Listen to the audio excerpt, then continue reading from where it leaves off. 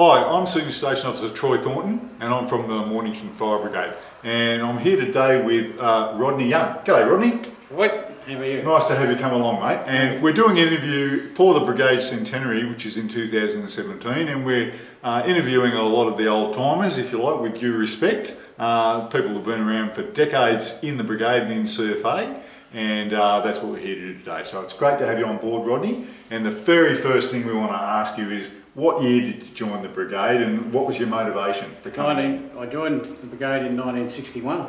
61? Yeah. Wow. And I had brothers and cousins in the Fire Brigade, and I was always interested, but never done nothing about it until I turned 16.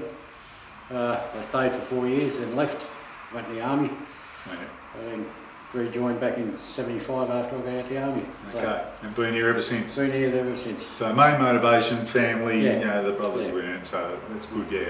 And there's a lot of motivations for people to join, and that's one of them. So that's a fantastic thing. And 75, it's another good innings since then, so decades.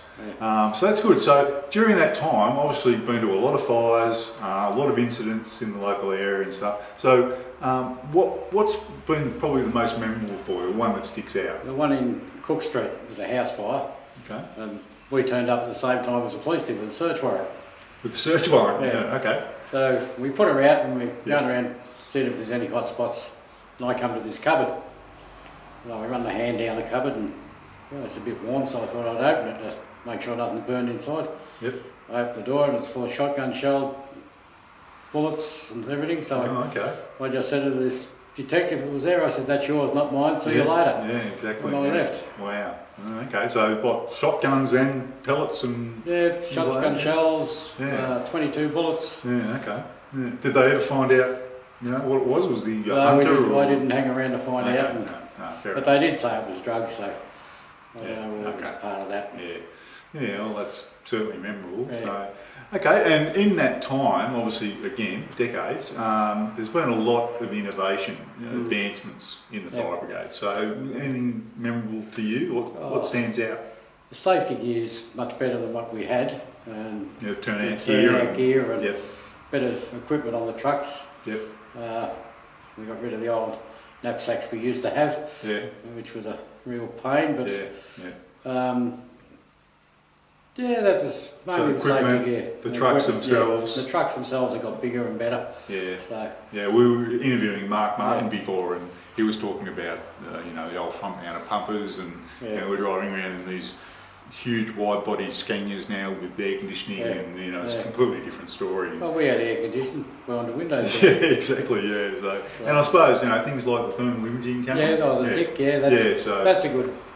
That's been a good innovation. It's that you can pick up your hot spots, and where before you probably go away and you get called back to the same job again. Yeah, no, fantastic.